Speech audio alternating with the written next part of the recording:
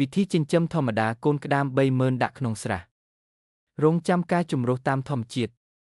ក្តាមដែលចិញ្ចឹមដោយខ្សាច់រ៉ែសម្បករឹងសាច់ណែនមួយក្បាលមានតម្លៃស្មើនឹង3ក្បាលរបស់អ្នកដទៃ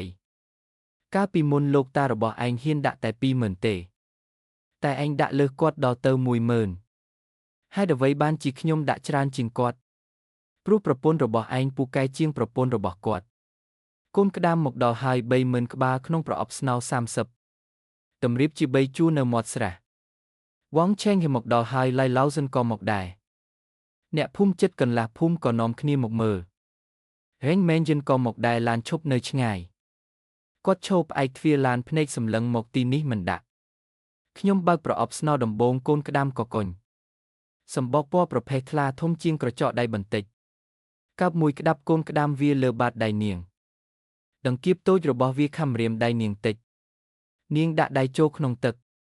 កូនក្តាមហែចេញតាមចន្លោះម្រាមដៃរួចក៏ហែបែកគ្នាទៅក្នុងស្រះវាចូលទៅក្នុងគុម្ពស្មៅទឹកចូលតាមប្រហោងថ្មចូលទៅក្នុងផ្ទៃទឹកពណ៌ទឹកឃ្មុំ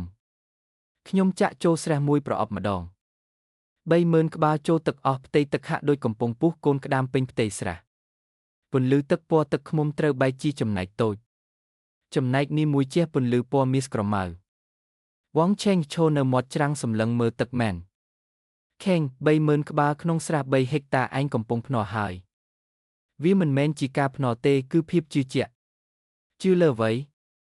ជឿលើលោកតាជឿលើក្តាមទាំងនេះនិងជឿលើគាត់ស្ដេចក្តាមខ្ញុំសម្លឹងមើលយ៉ាវហ្វេងនាងកំពុងអង្គុយមាត់ស្រះលូកដៃចូលក្នុងទឹកវ៉ងឆេងងក់ក្បាលយល់ព្រមបើឯងជឿគាត់ខ្ញុំជឿឯងសហករណ៍នេះរាប់ខ្ញុំម្នាក់ផងអ្នកភូមិបណ្ដាគ្នាត្រឡប់ទៅវិញយ៉ាងមែនយិនទៅក្រោយគេបង្អស់គាត់ឈរសម្លឹងមើលស្រះខ្ញុំយ៉ាងយូររួចក៏បើកឡានចេញទៅថ្ងៃទី7បន្ទាប់ពីដាក់កូនក្តាមរឿងក៏កើតឡើងពេលដើរមើលស្រះខ្ញុំឃើញកូនក្តាមងាប់អណ្ដែតពេញទឹកមិនមែនមួយឬពីរទេគឺងាប់ឡើងក៏កុញសម្បប់ផ្ងាឡើងលើឃើញពុះពស់មែនខេងតើមានរឿងអ្វីកើតឡើងខ្ញុំមិនឆ្លើយរួចហើយស្ដេចក្តាមនៅជ្រុងអាគ្នេយ៍ងាប់អស់មួយគំនរហើយ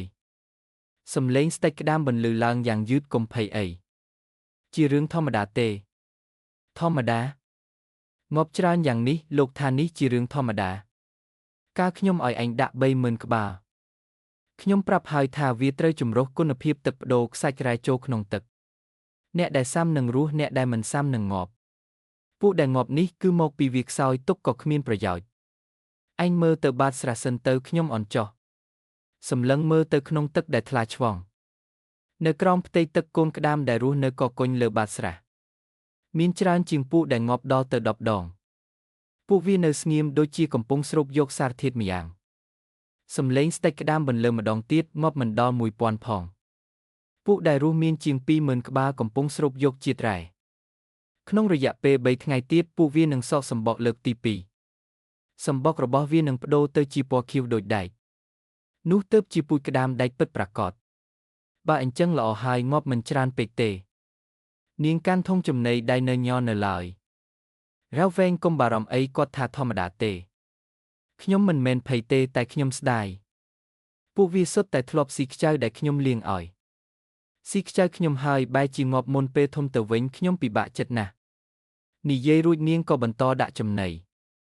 កូនក្តាមដែលរស់ដណ្ដើមចំណីគ្នាប៉ុន្មានថ្ងៃក្រោយមកការសកសម្បកលើកទី2បានចាប់ផ្ដើមវាអស្ចារ្យជាងលើកទី1ទៅទៀតកូនក្តាមសកសម្បកព្រមគ្នាសម្បកថ្មីមិនមែនពណ៌ប្រភេទទៀតទេគឺពណ៌ខៀវដូចដែក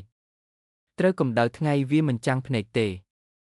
តែមើលទៅរឹងមាំណាស់ដង្កៀបចាប់ផ្ដើមឡើងពណ៌ក្រហមដូចច្រែកដែក